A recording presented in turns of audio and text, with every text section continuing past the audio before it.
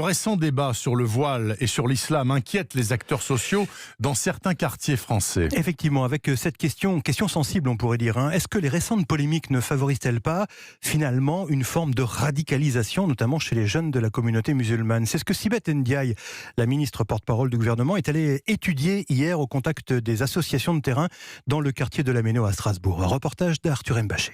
Il le constate tous les jours, le climat n'est pas sain, dit Ahmed du centre socioculturel ici.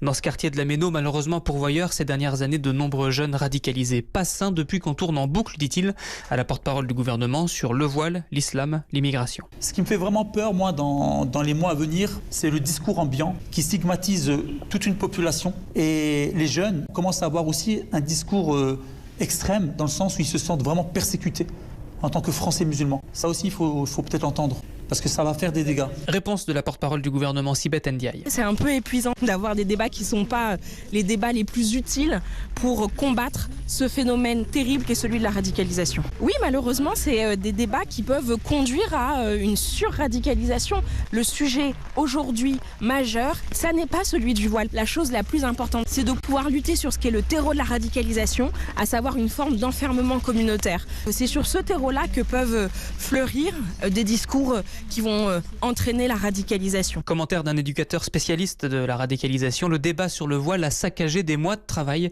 des associations sur le terrain. Strasbourg, Arthur Mbaché, Europe 1.